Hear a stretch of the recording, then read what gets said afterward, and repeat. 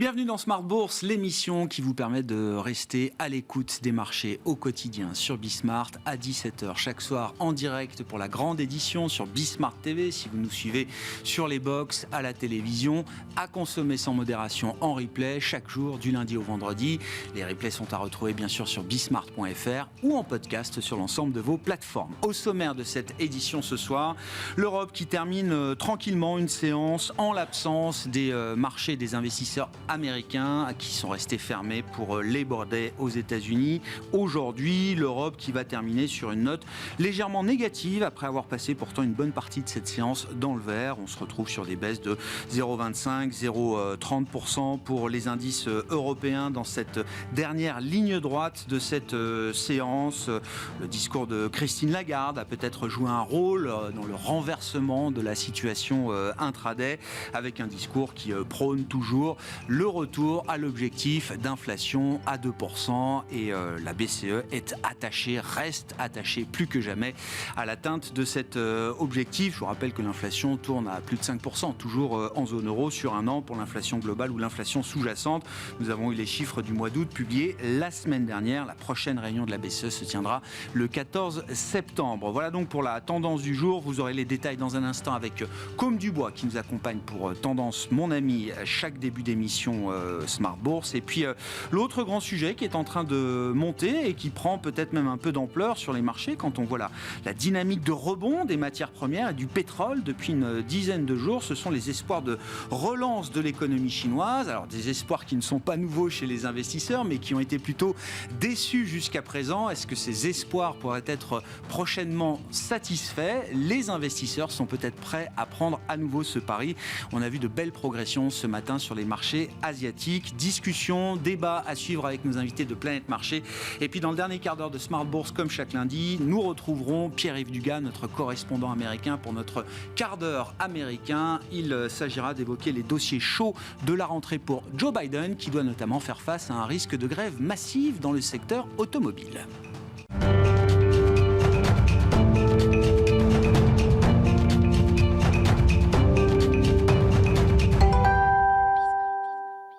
Mais d'abord, Tendance Mon Ami, chaque soir en début d'émission, et Côme Dubois qui nous apporte les infos clés du jour au terme d'une séance qui aura été marquée par beaucoup d'hésitations sur les marchés européens.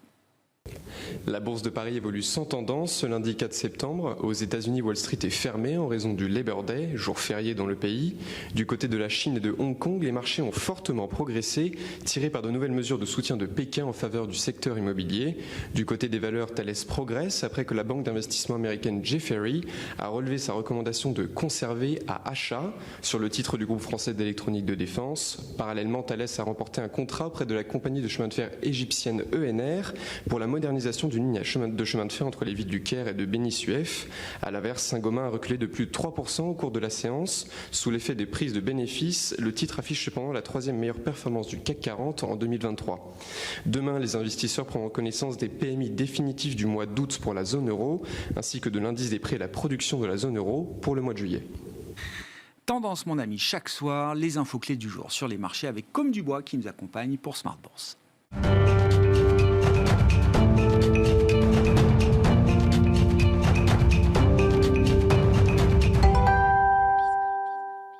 Trois invités avec nous chaque soir pour décrypter les mouvements de la planète marché. Louis Defel, c'est avec nous, directeur général et directeur de la gestion de Gay-Lussac Gestion. Bonsoir Louis. Bonsoir Grégoire. Ravi de vous retrouver. Ravi de retrouver également Gilles Bazissière. Bonsoir Gilles. Bonsoir Grégoire. Vous êtes le président d'Equity GPS et à nos côtés également ce soir Alexandre Ezès. Bonsoir Alexandre. Bonsoir. Merci beaucoup d'être là. Vous êtes stratégiste chez Richelieu Gestion. Quelques-unes des questions de la rentrée. Alexandre, peut-être à commencer par l'état des lieux du marché du travail américain, qui est quand même le facteur clé aujourd'hui pour la dynamique future de désinflation aux États-Unis. On a eu pas mal d'indicateurs relatifs au marché du travail américain publiés la semaine dernière. Comment vous caractérisez ce refroidissement que tout le monde constate? Est-ce que c'est un refroidissement qui est suffisant pour permettre à la Fed d'envisager une pause peut-être définitive même, à partir des prochains meetings? Est-ce que c'est un ralentissement qui est suffisamment contrôlé, modéré, pour éviter de basculer dans un scénario qui nous sortirait de cette idée du soft landing que les investisseurs semblent apprécier? Alors effectivement, ce refroidissement, c'est plutôt une bonne nouvelle. D'ailleurs, les marchés ont très bien pris des mauvais chiffres de l'emploi. Donc on est dans une configuration où les mauvaises nouvelles sont des bonnes nouvelles pour les marchés. On est à peu près à 3,8 en termes de chômage. C'est vrai que voilà, on est sur une tendance de ce refroidissement. C'est pas encore nécessaire pour avoir une vraie tendance, en tout cas de stabilisation des salaires. On sait que c'est un point très important parce que la consommation reste quand même bonne aux États-Unis et en plus cette inflation qui est vraiment sous-jacente amène la Fed, encore une fois, on se rappelle en 2022 quand il y avait eu Jackson Hole, Jérôme Powell avait dit on va faire souffrir les ménages. Et en fait, il n'en est rien pour l'instant. Il n'y a pas d'autre moyen que d'infliger de la douleur et rien ne s'est aux passé. ménages américains. Un an après, c'est vrai que les hausses des taux ont été quand même extrêmement importantes et pourtant rien ne s'est passé. Donc on voit que l'inflation est en train de baisser. La Fed a quand même eu un discours assez visible. Elle est très en avance par rapport à une banque comme la BCE et on voit que cette inflation reflue. Et c'est vrai qu'ils sont peut-être moins ayatollahs que la BCE sur ce chiffre d'inflation et donc, ça leur permet en tout cas de gagner du temps et de rester stable sur les taux. Il faut voir qu'il y a un mouvement assez important sur les taux réels, donc les taux corrigés de l'inflation qui sont vraiment les taux que dirigent les banques, essayent de diriger les banques centrales parce que c'est vraiment ce qui permet de resserrer l'économie. Et les taux réels restent quand même très importants. Ils continuent à monter. On voit les taux immobiliers continuent à monter aussi. Donc il y a quand même... Ce que va faire la BCE, la Fed, c'est laisser les taux à ces niveaux-là et maintenant agir sur la liquidité. C'est-à-dire qu'elle va continuer à baisser son bilan de manière régulière. Et on l'a vu avec l'épisode SVB en début d'année, s'il y a une crise sur un acteur ou pas, on rajoute à un moment la liquidité pour éviter une crise systémique. Mais en tout cas, la Fed n'a qu'une seule crainte, c'est les années 70, c'est une deuxième vague d'inflation avec une croissance qui pourrait être inflationniste et là être obligé de relancer la machine des taux d'intérêt, ce qui serait là extrêmement dommageable. Donc dans la stratégie, c'est maintenir ces taux à 5,25, 5,5% et baisser son bilan et laisser le marché refroidir. Est-ce qu'on arrive au bout de ce schéma de résilience qui a impressionné tout le monde, surpris tout le monde aux États-Unis depuis 18 mois maintenant, avec en parallèle ce phénomène de désinflation quand même, ce qu'on a appelé la désinflation immaculée, sans douleur infligée au marché du travail, à l'emploi et aux ménages américains. Est-ce qu'on peut encore capitaliser sur cette idée pour la suite ou est-ce qu'à un moment, il y a une forme de réalité qui ramène les choses sur Terre, peut-être un peu plus brutalement que ce qu'on a espéré jusqu'à présent. Première chose, on va voir comment se détériore le marché du travail. C'est vrai que 3,8, c'est quand même un taux de chômage extrêmement bas. On sait qu'à partir de 4,5, là, on commence à avoir des pressions plus importantes. Et il y a quand même quelque chose qui peut arriver, et ça, les marchés ne le prennent pas du tout en compte, c'est un effet de ciseau. C'est-à-dire que la consommation est bonne, alors que les taux ont quand même monté. Le pouvoir d'achat, normalement, des ménages américains a fortement baissé. On voit les comparaisons d'achat de maison aujourd'hui, il y a 2 ans, c'est sans commune mesure. La seule chose qui fait tenir cette consommation, c'est les salaires. L'emploi et des salaires réels positifs désormais. Exactement. Donc, qu'est-ce qui va se passer quand cette fois-ci l'emploi va détériorer ? Les salaires, effectivement, vont commencer à stagner. Et en même temps, les taux d'intérêt ne vont pas baisser puisque la Fed, de toute manière, doit maintenir cette pression coûte que coûte et maintenir ces taux d'intérêt à un niveau assez élevé. Donc, ça peut générer une spirale un peu plus négative dans la psychologie et le comportement des ménages. Et une accélération, et notamment sur une baisse plus franche de cette croissance. Et ce soft landing, effectivement, ne pourrait, en tout cas dans l'imaginaire des marchés, ne plus tenir. Donc il faut faire attention sur cette fin d'année. On pourrait avoir un scénario où d'un coup ces mauvaises nouvelles sont vraiment des mauvaises nouvelles pour les marchés. Vos commentaires de rentrée sur la situation macro, on est parti des États-Unis parce que c'est vrai que c'est quand même là que ça se passe entre guillemets et là où les yeux sont tournés aujourd'hui. Le marché que regarde quand même beaucoup les États-Unis, même si on regarde bien évidemment la BCE, mais c'est vrai que la semaine dernière c'était une semaine parfaite pour Jérôme Powell. Donc comme a dit Alexandre aussi, même les offres Jolt, vous savez, le nombre d'emplois était quasiment, on attendait plus de 9 millions, sorti à 8 millions et quelques. Donc ça allait dans le bon sens. La croissance d'emplois c'était que 0,2% mois sur le mois. Donc, tout va vraiment extrêmement bien. Et là où ils se sont parés, c'est qu'il va faire ralentir la croissance sans trop casser le consommateur. Parce que c'est vrai que là, jusqu'à présent. Mais ça devrait tenir, parce que là, le consommateur tenait très bien, parce qu'il consommait son épargne, le surplus d'épargne lié au Covid. Ça y est, maintenant, c'est fini. Et on aurait pu dire maintenant quel surplus d'épargne qui est passé, comment va réagir le consommateur américain. Mais c'est le consommateur américain, il est là, parce que les créations d'emplois sont encore assez élevées. Il y avait encore 187 000 nouvelles créations d'emplois. Alors attention, beaucoup de chiffres, enfin tous les chiffres précédents sont révisés à la baisse, donc il faut quand même tenir compte des révisions. Mais oui, effectivement, ça reste quand même des créations d'emplois positives, substantielles, même corrigées après coup. Voilà, et clairement, et c'est la même chose en Europe, et c'est pour ça que l'on pense que peut-être le point bas, en tout cas le trou de la consommation est maintenant, parce que la consommation réelle, le salaire réel des ménages va repartir en hausse là en ce moment pour la première fois. Donc c'est un vrai soutien à l'économie. Et je rappelle, c'est quasiment la consommation, 70% du PIB aux États-Unis. Donc c'est pour ça que l'atterrissage en douceur attendu, ça va plutôt bien. Donc c'est vrai que pour l'instant, Jérôme Powell, on peut lui dire bravo. Il est en train de réussir son fameux pari. Donc c'est vrai que le second tour d'inflation, comme dit Alexandre, il faudra faire attention. Mais pour le moment, ne boudons pas nos plaisirs. Je pense que on attendait, le marché s'est fait peur au mois d'août avec une éventuelle hausse de taux au mois de novembre. Avant, tout le monde s'était dit, ça y est, c'était la dernière. Et là, on a commencé à parler de novembre. C'est vrai que les taux étaient montés quasiment à 4,30. Donc là, tout de suite, les valeurs, notamment le Nasdaq, s'est mis à chuter. Et dès qu'on a vu, finalement, ces news plutôt rassurantes, le marché est remonté et les taux sont... Ils n'ont pas tellement baissé. Ouais. Ils sont passés de 4,30 à 4,08, on est à 4,15.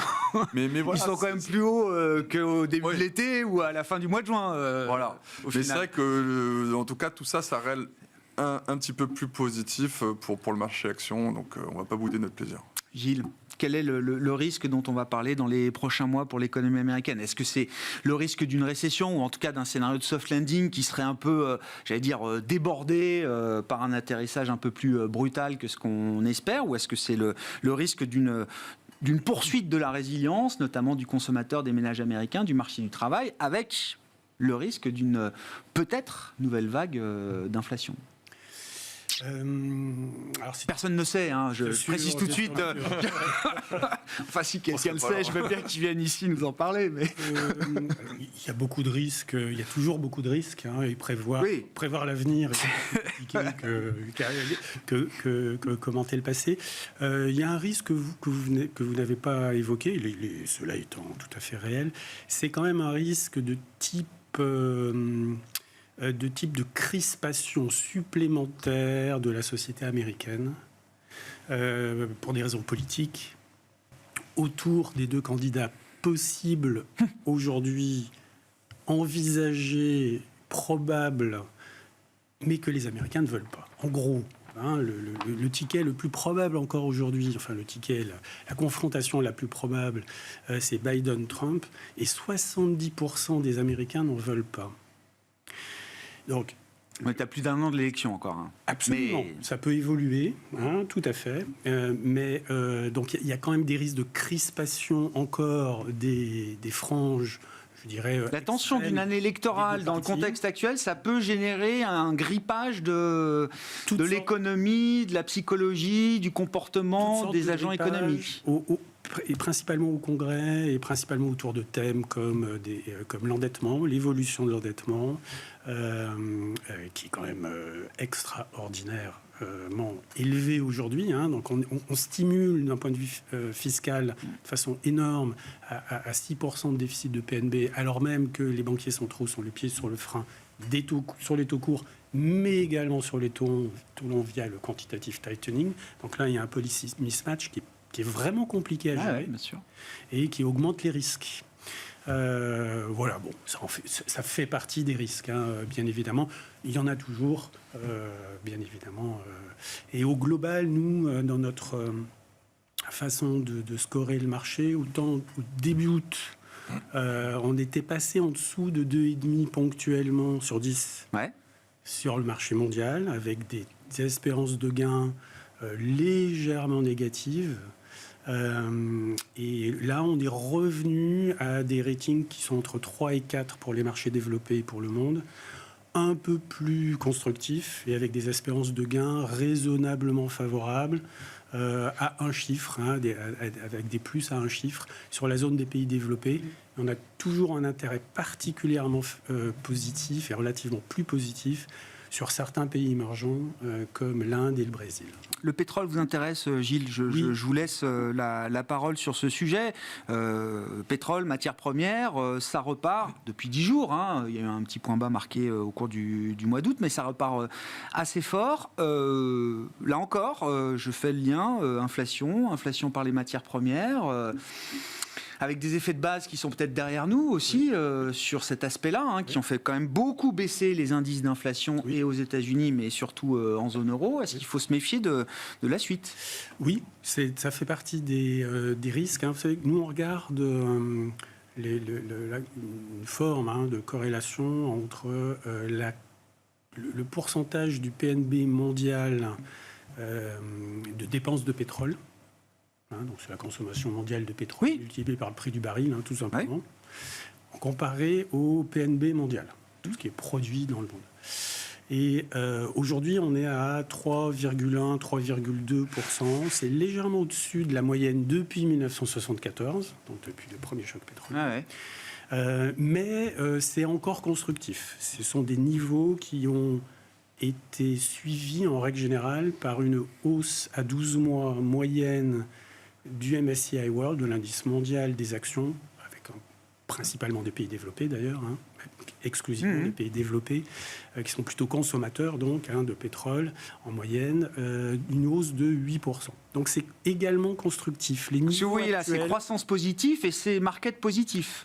pour marché action positive, historiquement, parce que c'est pas trop élevé. Donc tout ça pour relativiser la hausse qu'on vient de connaître des prix du baril.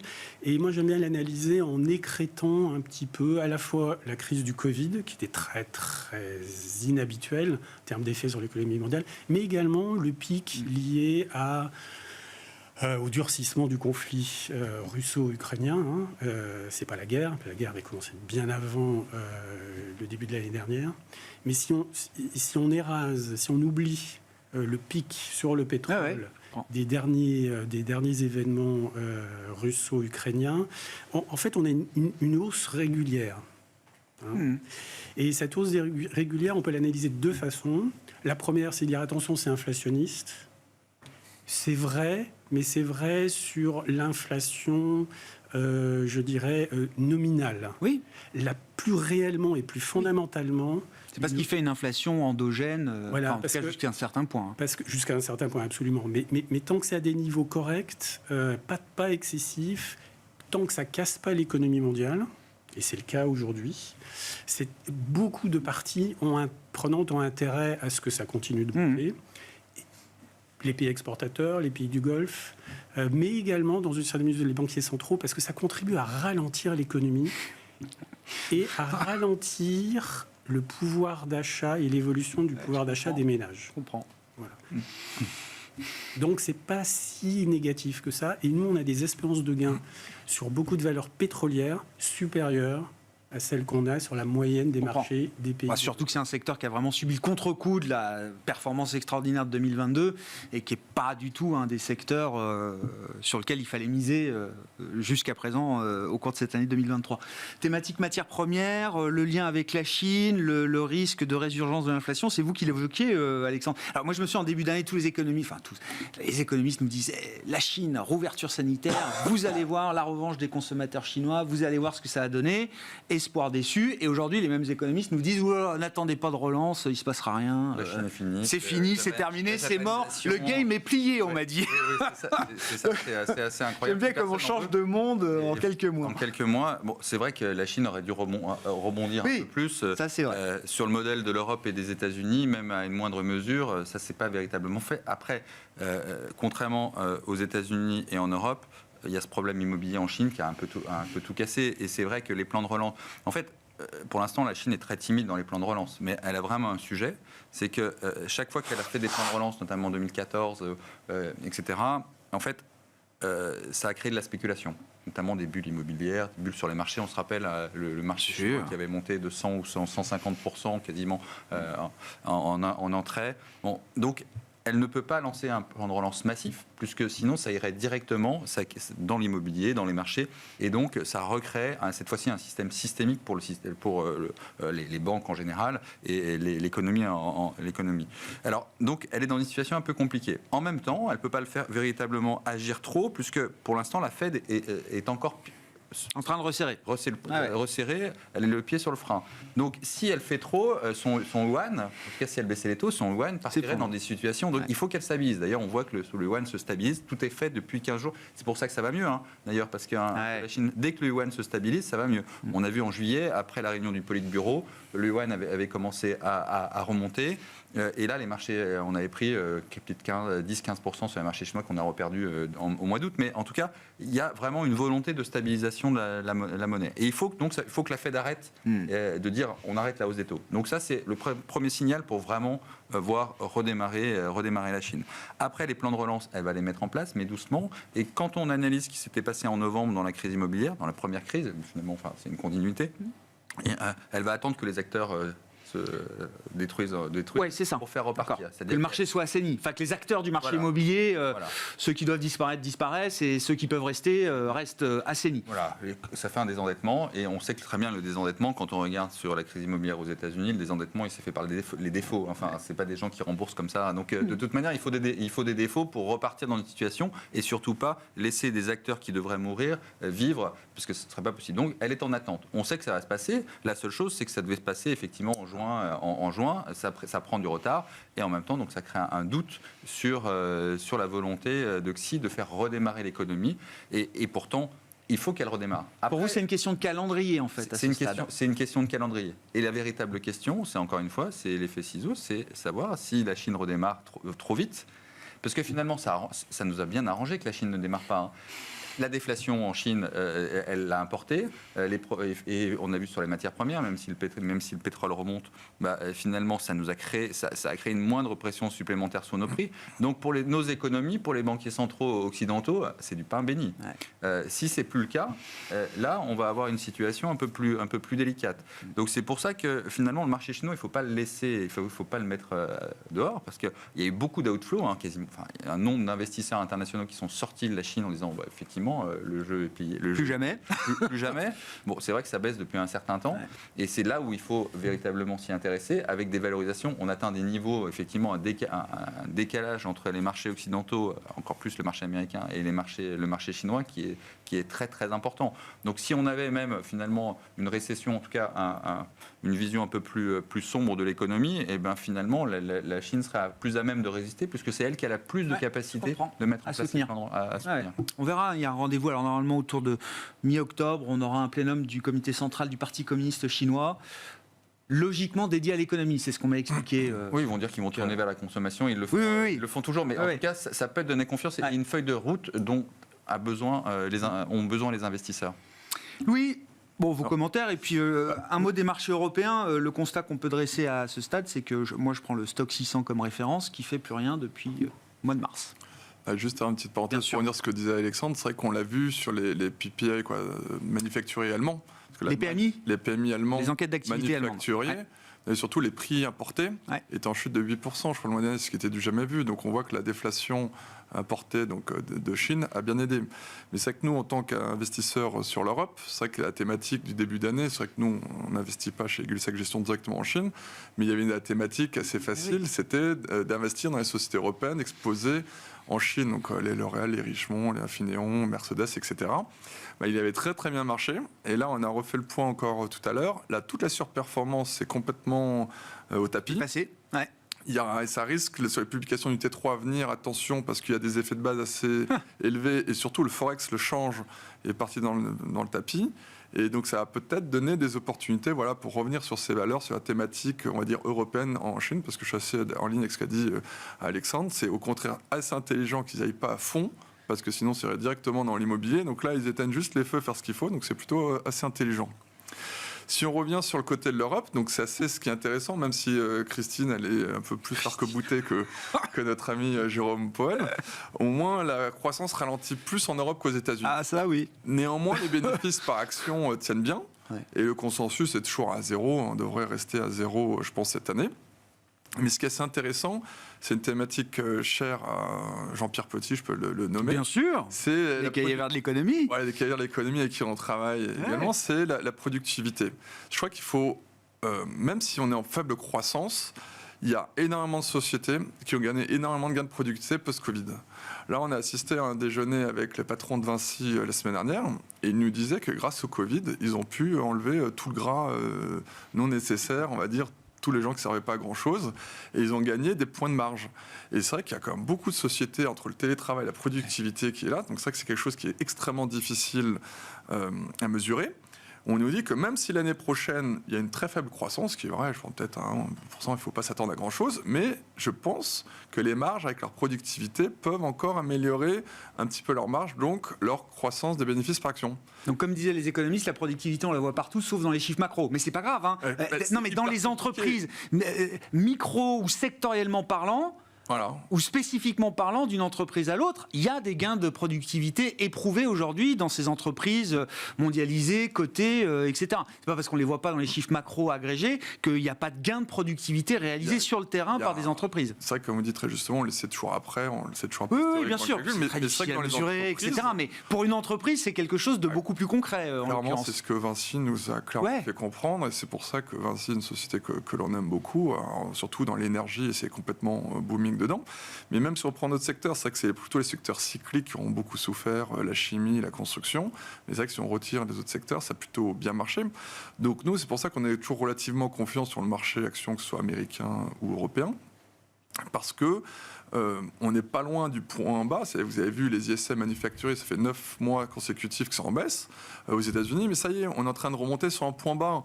Je crois que le mois dernier, on était autour de mémoire 46,4 aux États-Unis. On est remonté à 47,6. Donc ça remonte un petit peu. Là, je crois qu'il y a la publication demain en Europe d'autres indicateurs sur les services. Donc voilà, donc, peut-être toucher le point bas, des niveaux de variation assez corrects. Et puis finalement, il n'y aura pas le Armageddon sur les bénéfices par action que l'on attendait. Donc tout ça mis bout à bout peut redonner un peu de croissance des bénéfices par action. Et c'est vrai que nous, chez Gay-Lussac Gestion, on est une société plus de small et mid cap, comme vous savez. Mais le problème, c'est que on pense que pour l'instant, le marché est tenu par les méga caps, vous savez, que ce soit aux États-Unis ou en Europe. Mais si on arrive au point, à la fin des banquiers centraux qui étaient hyper hawkish, peut-être qu'aux États-Unis, on a peut-être touché le point haut sur les taux au mois de juillet. Peut-être qu'en Europe, ça sera septembre, 3,75, 4%. Mais si vraiment ils arrêtent d'être hawkish, quand on a parlé tout à l'heure que la désinflation est là, que les salaires réels, les salaires se calment, peut-être qu'on aura touché un point bas et on va pouvoir avoir un nouveau cycle économique qui démarrait pour 2024, plusieurs années, qui serait relativement très bon pour les marchés financiers. Sur la question des bénéfices des entreprises agrégées, alors c'était la grande question après la saison de publication de résultats du T2. Est-ce que les EPS américains ont marqué un point bas, peut-être au cours du deuxième trimestre de cette année ? Ils ont été les résultats pour le deuxième trimestre ont été plutôt bons. Alors, effectivement, meilleurs prévus. Oui, c'est ça. Les attentes étaient très faibles, un peu de manière moindre en Europe, mais c'est vrai que nous, on pense que pour les prochains trimestres, ça va être un peu plus difficile pour une raison essentielle, c'est déjà les salaires. C'est-à-dire que la croissance nominale, elle va baisser parce que l'inflation globale va baisser. Donc les chiffres d'affaires, mathématiquement, vont être... on a vu l'illusion dans un sens et il y aura le mouvement dans l'autre. Et d'ailleurs, la BCE, elle a dit assez que les entreprises avaient participé à l'inflation parce qu'elles avaient effectivement monté les prix. Donc il y avait ce phénomène-là qui a été très bénéfique pour les entreprises. Et en même temps, là, on va se retrouver dans une situation où les salaires vont continuer à monter. Il y a des velléités salariales, les taux de grève un peu de partout commencent à être très importants. Dans l'automobile aux États-Unis, peut-être. En Europe, c'est le cas. On a parlé dans le gaz, etc. Donc, il y a des velléités salariales de partout. C'est normal. Déjà, pour le consommateur, les taux sont à 4, 5 et ils étaient à 0 avant. Donc, il y a des velléités salariales importantes. On a vu les prix de l'énergie qui peuvent monter. Donc, on va avoir encore une fois quelque chose d'un peu particulier, c'est-à-dire que la bonne nouvelle, c'est que l'inflation baisse, mais l'inflation, pour les entreprises qui en ont profité, effectivement, ça va être un effet un peu boomerang pour les 2-3 prochains trimestres. Donc on est un peu plus négatif, notamment sur l'Europe. On pense que les salaires, il y a une visibilité un peu plus importante aux États-Unis, on a vu les salaires. Sur l'Europe, on est en retard et la BCE, en fait, les salaires vont continuer, en tout cas à faire une pression alors même que l'inflation globale est en train de baisser. Et dans ce contexte-là, alors on parle en agrégé, hein, après évidemment secteur par secteur, entreprise par entreprise, il y a forcément des cas spécifiques, mais au global, même avec des prix d'entrants de matières premières qui auront considérablement baissé, même avec peut-être une politique de prix final qui serait plus adaptée pour retrouver un peu de volume et arrêter peut-être la course en avant des prix finaux pour le consommateur, vous dites que ce sera quand même difficile de s'y retrouver en termes de marge sans anticiper un pincement un peu plus fort peut-être. Surtout si en même temps l'emploi se détériore et que les salaires... Ouais, bien sûr. Ouais. C'est un scénario possible. Hein. Ah, on pense qu'à chaque fois que l'emploi se détériore, les salaires baissent. C'est pas tout à fait le cas parce qu'il y a quand même des goulots d'étranglement. Des tensions dans certains secteurs encore. Et bien effectivement, on peut avoir des effets qui... En première vue peuvent être positifs, mais en fait finalement ça va avoir un effet un peu un délétère pour quelques trimestres sur les entreprises qui vont avoir du mal à gérer cet effet. Je parle beaucoup d'effets ciseaux, mais je pense que le vrai risque sur la fin d'année, c'est cet effet très clair. Des effets positifs qui en fait se révèlent négatifs. Comment se décompose là dans les ratings equity GPS justement la question des perspectives bénéficiaires des entreprises, Gilles? Alors au global, perspectives bénéficiaires d'une part et score de valorisation d'autre part. Je rebondirai sur ce qui vient d'être dit sur le fait que les small cap France voient leur rating progressivement s'améliorer à partir d'un niveau très faible. Enfin À partir d'un niveau très faible. Elles étaient particulièrement sensibles aux ruptures de chaînes d'approvisionnement, aux hausses incroyables de certaines matières premières courantes. Votre menuisier, votre couvreur, il a besoin de zinc, il a besoin de bois, tout d'un coup, plus 50%. Il y a des ruptures d'approvisionnement, il y a des vols dans les entrepôts. Enfin bon, pour les PME, ça a été vraiment catastrophique. Donc tout le segment des small and mid a souffert. Maintenant, il y a également les small and mid ont tendance à être plus endettés en règle générale et dépendent plus de leurs banquiers que les très grosses entreprises. Donc ces deux phénomènes ont joué. Elles ont moins accès au marché peut-être que... Aussi, bien sûr. Ouais, bien d'accord. sûr. Mais en tout cas, la hausse des taux... Mais là, vous dites, pour ce segment-là, il y a un écart qui commence à être... Oui, qui est intéressant. Intéressant. Et on retrouve... Alors après, quand on agrège nos ratings de toutes les façons sur les small and mid cap, mais si on regarde à l'intérieur, donc c'est le signe comme quoi il y a des niveaux de valorisation et de dynamique des perspectives qui se conjuguent pour être intéressants sur certains dossiers spécifiques, sur ce segment-là de la cote. Sinon, au global, on a tendance quand même à préférer les boîtes à visibilité, donc le pétrole, qui, par certains aspects d'un point de vue boursier... Sur la fin d'année, là, c'est un secteur qu'il faut regarder, vous dites. Parce que c'est vraiment, avec ressources de base et oil and gas, c'est les deux secteurs sur la fin de l'année qui ont rien fait cette année, enfin rien fait. Et au-delà, sont négatifs, quoi. Oui, enfin, en tout cas, on a des espérances de gains qui sont un peu supérieures à la moyenne du marché. Même chose pour la santé, en règle générale, qui est également un secteur visible et à bêta faible par rapport à l'ensemble du marché.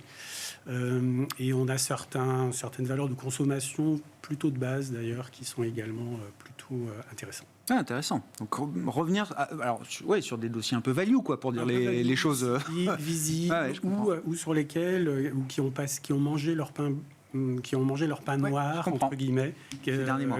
Comme les small cap en France. Je ne sais pas combien de fois je vous ai posé la question, Louis. Enfin, depuis 2018, on sait que c'est compliqué pour les small cap françaises, notamment, spécifiquement. Pardon ? Même européenne. Bon, est-ce que les indicateurs, les signaux coïncident, convergent vers l'idée qu'à un moment, ce marché-là va réintéresser les investisseurs, qu'on va retrouver des flux positifs ? C'est évidemment ce qui manque. Tout le monde regarde ce secteur, ce segment de marché très décoté. Manque la dynamique, l'impulsion, les flux, etc. quoi. C'est clair, c'est sûr, on est tous d'accord pour dire que c'est au plus bas en relatif par rapport au large cap, en price to book, en PE relatif, tout ça, c'est revenu au plus bas. Je parle en relatif, je parle pas en absolu. Donc maintenant, on est 10-20%, que ce soit sous les PE ou price to book, inférieur au large cap, alors que normalement, ça se paye avec une prime, sachant que les bénéfices par action sont tendus 2 fois supérieurs pour les 2 prochaines années plutôt que les large cap. Donc là-dessus, on est entièrement d'accord. Donc ce qui est vrai, c'est que pour que ça reparte, c'est un peu en ligne, ce que vous dites, vous reparlez des secteurs cycliques. Je pense que quand les secteurs cycliques vont repartir, les small caps devraient suivre. Et ça, j'espère que ça devrait arriver dans les prochaines semaines.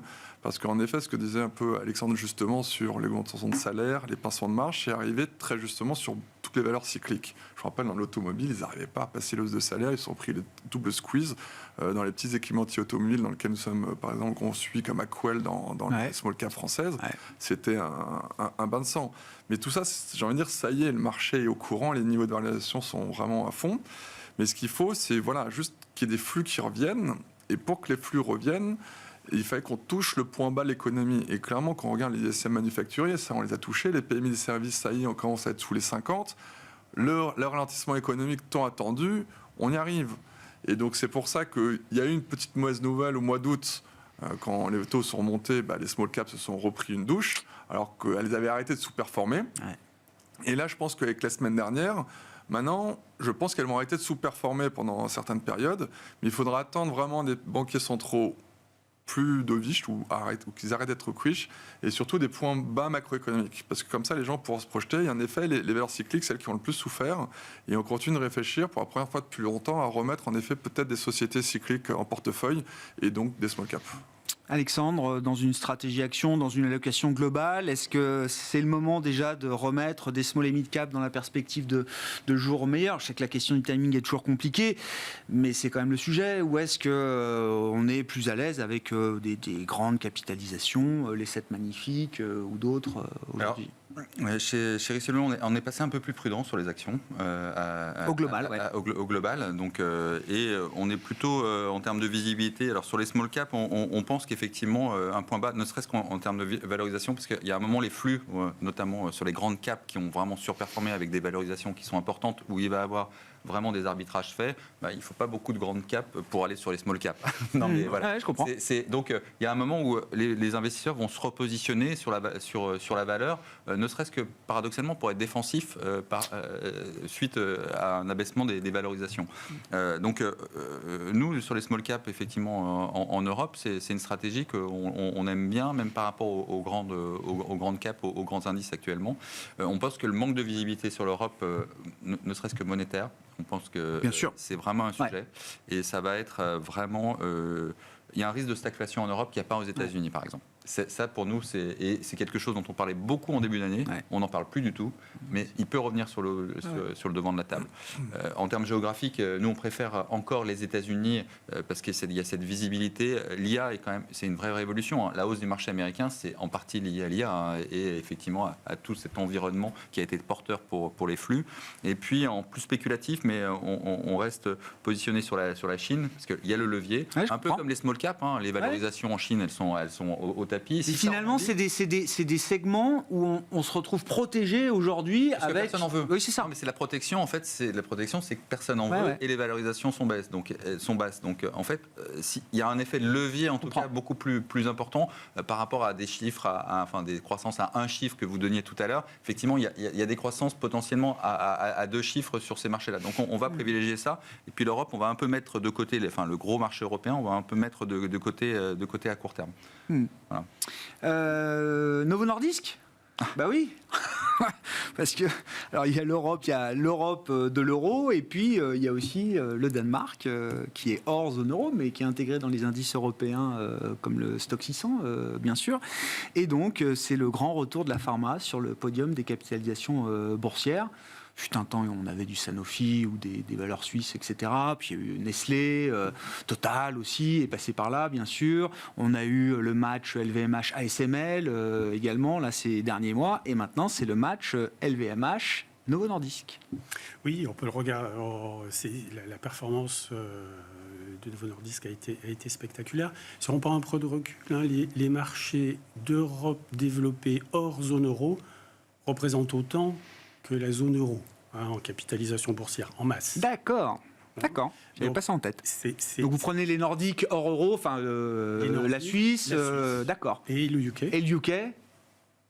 Ça pèse autant en capi boursière que les marchés de la zone euro. Et en profil sectoriel, c'est des profils très sectoriels qui sont un peu moins cycliques et un peu plus à forte valeur ajoutée. Beaucoup plus AAA+, quoi. Mais là, au niveau des pays, oui, tout à fait, et de la qualité des entreprises, mais en effet, cela percole, ou plutôt cela est nourri par la qualité intrinsèque des agents économiques de ces pays-là.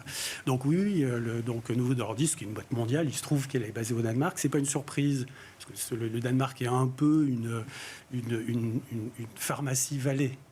Stockholm, au même titre qu'on a la Silicon Valley aux États-Unis, et le marché est mondial. Et puis, ils ont tapé, au même titre que Nvidia et l'intelligence artificielle, au sens de biens d'équipement, dans le cas d'Nvidia. Et bien là, Novo Nordisk et certains de leurs concurrents américains. Et Lilly, le principal pour les indications dans l'obésité, qui sont découvert le Graal du moment pour ces labos. Oui, absolument, qui sont absolument extraordinaires. La lutte contre l'obésité, quand on connaît l'inflation de l'obésité dans le monde, ses effets sur la santé en règle générale, l'espérance de vie, etc.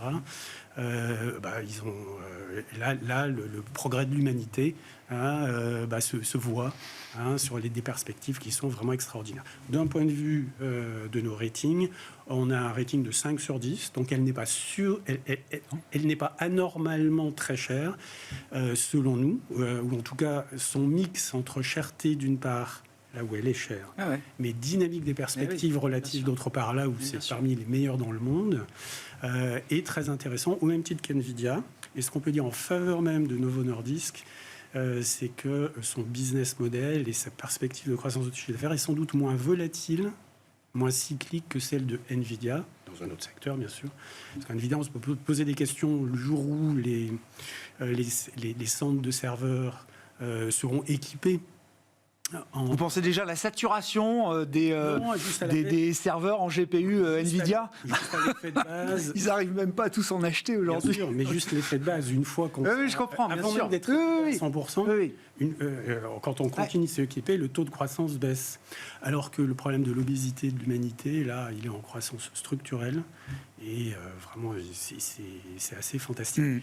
L'autre élément, pour les deux valeurs d'ailleurs, qui joue, c'est le poids dans les indices. Vous êtes sur le stock 600, vous n'avez pas de Novo Nordisk, pas assez.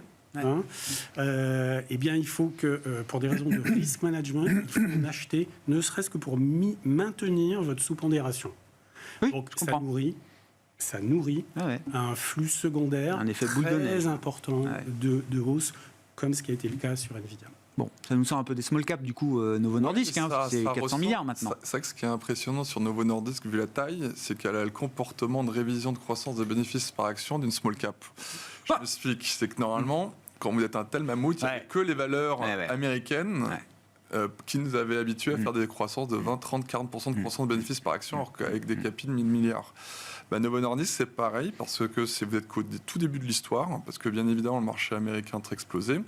Ils avaient commencé à être pionniers au Danemark, mais juste si vous prenez le taux d'utilisation au Danemark et vous le mettez sur les mêmes autres pays européens, là vous avez encore des années de croissance. Ça rentre tout juste aujourd'hui en Angleterre, donc il y a toujours le problème du prix de remboursement, parce que je vous rappelle aux États-Unis c'est $1 350 par mois.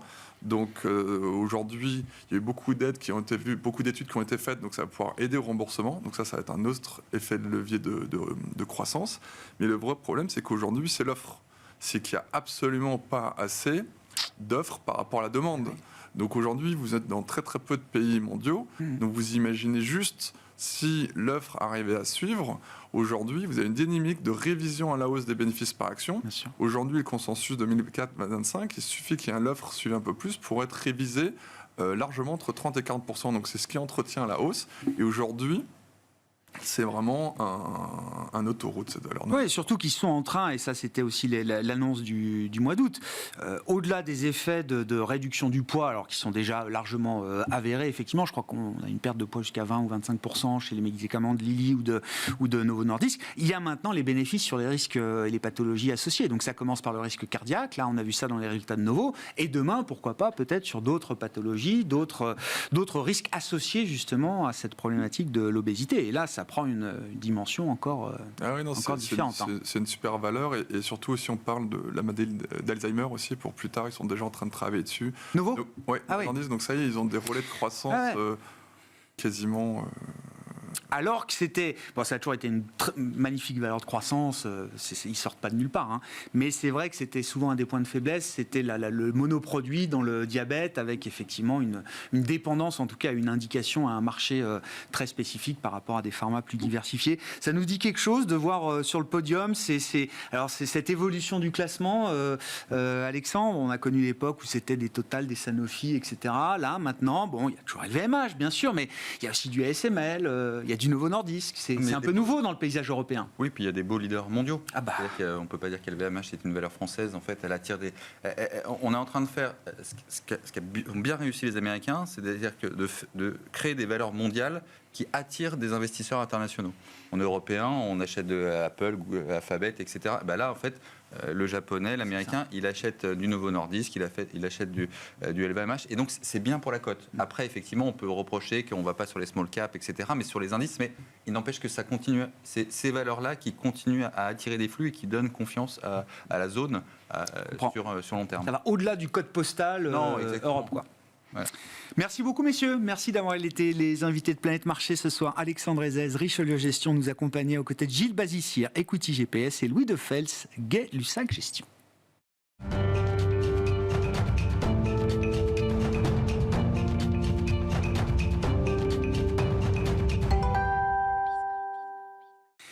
Le dernier quart d'heure de Smart Bourse. Chaque lundi, c'est le quart d'heure américain qui nous permet de retrouver Pierre-Yves Dugas, notre correspondant américain, en direct donc à 17h45 sur Bismart et à retrouver en replay dès le début de soirée sur bismart.fr ou en podcast sur l'ensemble de vos plateformes. Bonsoir Pierre-Yves.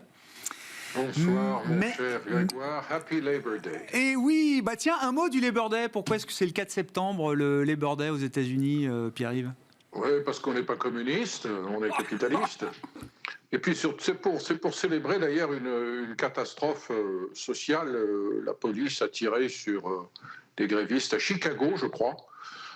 C'est un événement assez dramatique dans la vie sociale et capitaliste américaine, le 1er mai, mais on le célèbre le premier lundi de septembre. C'est le jour de la rentrée pour les Américains et c'est un jour férié. La vraie rentrée, c'est demain. À propos de rentrée, parmi les dossiers chauds pour Joe Biden en cette rentrée et en ce Labor Day, la question des grèves et notamment de ce risque de grève massive dans le secteur automobile avec des menaces portées par le toujours puissant syndicat du secteur UAW, Pierre-Yves.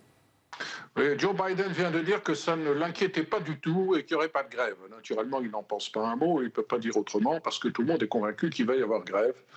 Parce que le syndicat unique des ouvriers automobiles employés à l'heure a le monopole de l'embauche chez General Motors, Ford et Chrysler. Il contrôle qui veut un job sur une chaîne de production de ces trois marques traditionnellement américaines et qui ne représente plus que 40% de la production automobile aux États-Unis, mais enfin 40%, c'est quand même beaucoup de monde, c'est près de 150 000 ouvriers qui sont traités en termes de salaire, en termes de couverture sociale, en termes de retraite, en termes d'assurance maladie, selon les termes d'un contrat qui doit être renouvelé tous les 4 ans. Ce contrat expire le 14 septembre, les négociations sont très mal engagées et le ton n'est pas du tout le ton de la conciliation, en particulier parce que UAW, qui veut dire United Auto Workers, UAW est dirigé depuis le mois de mars par M. Sean Fain, qui a 54 ans, qui a commencé comme ouvrier électricien sur une chaîne de Chrysler à Kokomo, dans l'Indiana, et c'est un battant qui a décidé de faire table rase de toutes les méthodes de négociation de ses prédécesseurs pour d'abord refuser de serrer la main des patrons des trois grands de Détroit et refuser de négocier en priorité avec l'un d'entre eux pour ensuite calquer sur les deux autres les termes du contrat qui auront été négociés avec un. Il négocie avec les trois en même temps et il dit « vous vous engraissez sur notre dos », littéralement. Depuis 4 ans, vous allez voir ce que vous allez voir. Nous avons quelque chose comme 825 millions de dollars dans un fonds pour financer les grévistes. Si le 14 septembre, vous ne nous donnez pas satisfaction, nous allons taper un grand coup de poing sur la table et les grèves vont commencer. On ne sait pas exactement quelle grève. Est-ce que ça sera un constructeur en particulier qui serait frappé par la grève, ou les trois en même temps, ou certaines usines qui pourraient former un goulet d'étranglement. Mais on estime à peu près qu'une grève qui toucherait les trois constructeurs, ce qui ne s'est jamais vu depuis des temps immémoriaux, même moi je ne m'en souviens pas, vous voyez, coûte à peu près tous les 10 jours un petit peu moins d'1 milliard de dollars de salaires perdus et 1 milliard de dollars de pertes pour les trois constructeurs. Donc c'est du sérieux et on négocie sur toutes sortes de choses, mais en particulier sur des sujets qui ne sont pas les sujets traditionnels des négociations du contrat de travail, c'est-à-dire pas simplement sur le salaire, pas simplement sur les retraites, pas simplement sur l'assurance maladie, pas simplement sur les conditions de travail, mais aussi sur ce que change dans la représentation du syndicat UAW l'ouverture d'usines de véhicules électriques. UAW est très inquiète de l'avènement du véhicule électrique parce qu'il faut beaucoup moins de main-d'œuvre pour fabriquer une voiture électrique et ils ont très très peur de perdre beaucoup dans cette équation et de perdre de la représentativité dans les nouvelles usines qui sont financées en partie avec de l'aide publique fédérale d'ailleurs. Quelle peut être la stratégie de Biden, qui alors nous dit qu'il n'est pas inquiet, mais face à ce risque et ces menaces venant d'un syndicat, alors pourtant soutenu par les démocrates et Joe Biden. En tout cas, Joe Biden a plutôt eu une oreille bienveillante sur les salaires ou sur d'autres aspects, pas forcément spécifiquement sur l'automobile, mais en l'occurrence, dans ce cas précis, j'imagine également, Pierre-Yves, quelle peut être la position justement de Biden face à ce risque de conflit ?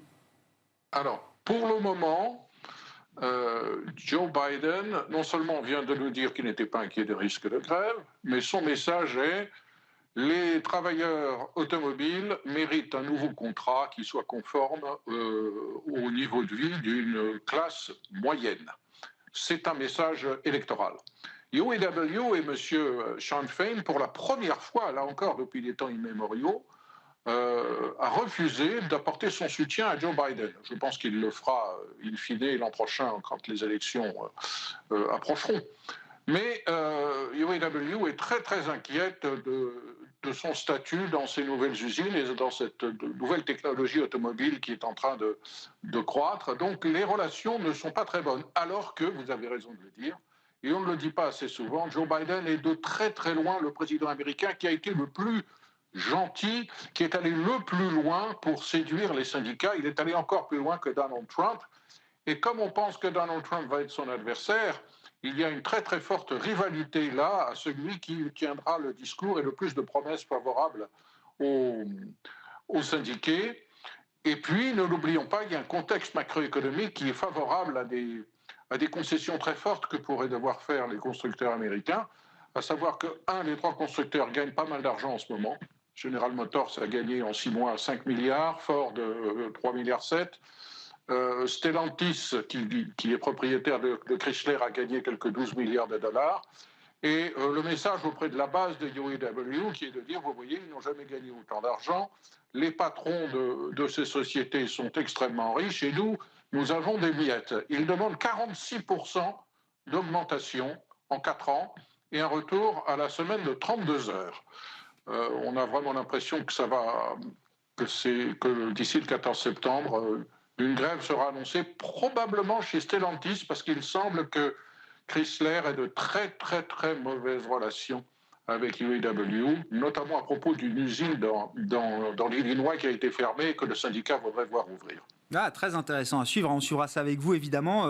Pierre-Yves, au passage, qu'est-ce qu'on peut dire des autres mouvements sociaux qu'on observe aujourd'hui aux États-Unis, à commencer peut-être par la grève à Hollywood qui continue de marquer les esprits. Alors ce qui est intéressant, c'est que Hollywood, en produisant Barbie et Oppenheimer, a participé à soutenir la croissance américaine au 3e trimestre avec des dépenses de consommation dans le secteur du loisir et du cinéma qui ont soutenu les chiffres de croissance jusqu'à présent. Et dans le même temps, je crois qu'on l'a vu dans les chiffres d'emploi de vendredi, c'est un secteur où effectivement il n'y a plus de création d'emplois aujourd'hui. Beaucoup de productions ont complètement cessé à Hollywood depuis le mois de juin, puisque en mai, la grève des scénaristes a commencé. 11 500 scénaristes se sont mis en grève. Et mi-juillet, 160 000 acteurs du syndicat SAG-AFTRA se sont mis en grève. Donc, à part la télé-réalité et certaines productions indépendantes, les nouvelles productions sont suspendues. Il y avait un éditorial, je ne résiste pas de le citer, du Wall Street Journal qui remonte au moins à un mois, qui disait « Cette grève, tout le monde s'en fout ». Vous savez, à Hollywood, on se regarde beaucoup dans la glace, on est absolument persuadé qu'on est le centre du monde. Les scénaristes sont convaincus qu'ils sont indispensables, les acteurs sont persuadés d'être géniaux et d'être des modèles pour la planète entière. Et ils se disent, voilà, nous allons arrêter le travail, et le monde va s'arrêter. Ben non, le monde ne s'est pas arrêté. Et cette grève va durer. Cette grève va durer pour toutes sortes de raisons. Elle va durer à moins évidemment qu'il y ait des concessions massives. Mais regardez où est l'action de Disney, elle est au plus bas depuis 9 ans. Si cette grève avait été lancée il y a 3 ans, le modèle du streaming à l'époque était un modèle que l'on pensait pouvait générer de l'argent pour les géants de Hollywood. Aujourd'hui, les géants de Hollywood ne savent pas comment gagner d'argent avec le streaming. Il n'y a que Netflix qui gagne de l'argent avec le streaming. Et ce changement de technologie auquel s'ajoute le recours croissant de l'intelligence artificielle pour automatiser certaines parties de la fabrication des films, y compris l'écriture de scénarios, sont 2 innovations technologiques qui inquiètent beaucoup les syndicats qui sont en grève. Il nous reste 3 minutes, Pierre-Yves, pour que vous nous expliquiez pourquoi la Fed ne bougera pas le 20 septembre prochain, donc prochain meeting de décision de politique monétaire, 19 et 20 septembre. Est-ce que la Fed et Jérôme Powell en premier lieu ont tous les arguments nécessaires pour justifier d'une pause au prochain meeting, voire d'une pause définitive ? Alors, pour le prochain meeting, il me semble, et d'ailleurs c'est l'opinion des sondages des opérateurs, qu'il est très peu probable que la Fed relève à nouveau ses taux. La Fed considère que sa politique actuelle, avec son niveau de Fed Funds, à plus de 5%, la politique de rationnement du crédit pratiquée par les banques, et sa politique de rétrécissement quantitatif avec le recul de quelques 60 milliards par mois de son bilan, qui avait été gonflé par des valeurs du Trésor et des valeurs adossées à des hypothèques, représente une politique monétaire restrictive et qu'elle est en train, enfin, de montrer des effets positifs, à la fois sur l'inflation. On l'a vu la semaine dernière avec les chiffres de l'indice des prix des dépenses de consommation. On est autour de 0,3%, 0,2% par mois. Sur 12 mois, on est à 3,3% maintenant. C'est quand même beaucoup mieux que les 7, 8, 9 de l'année dernière. Et puis, le marché américain du travail donne des signes de rééquilibrage. Au cours des 3 derniers mois, les créations nettes d'emplois ont été de 150 000 unités. On était à plus de 200 000 au cours des 29 mois précédents. On voit remonter le taux de participation à la population active, on voit reculer le nombre d'heures effectivement travaillées, reculer le nombre d'heures où on fait appel à des travailleurs temporaires. Donc tous ces signaux sont en train de nous dire que le marché du travail est en train de se rééquilibrer, et c'est important parce qu'aux yeux de la Fed, c'était une source d'inflation, ce déséquilibre entre le nombre de gens qui cherchent à travailler, qui est beaucoup trop bas par rapport à la demande d'emploi de la part des entreprises. Avec une équation donc de rééquilibrage côté inflation et côté emploi et une politique qui est officiellement et clairement restrictive, c'est pas la peine de rajouter. Attendons encore quelques mois de voir si ça continue. Merci beaucoup Pierre-Yves. Rendez-vous pour la fête donc 19 et 20 septembre prochain, le 20 septembre étant la date de publication de la décision de politique monétaire bien sûr. Et Pierre-Yves Duguay, on vous retrouvera d'ici là lundi prochain, comme chaque lundi, 17h45 en direct dans Smart Bourse sur Bismart pour ce quart d'heure américain que vous retrouvez évidemment chaque jour, autant qu'il vous plaira, en replay sur bismart.fr et en podcast sur l'ensemble de vos plateformes.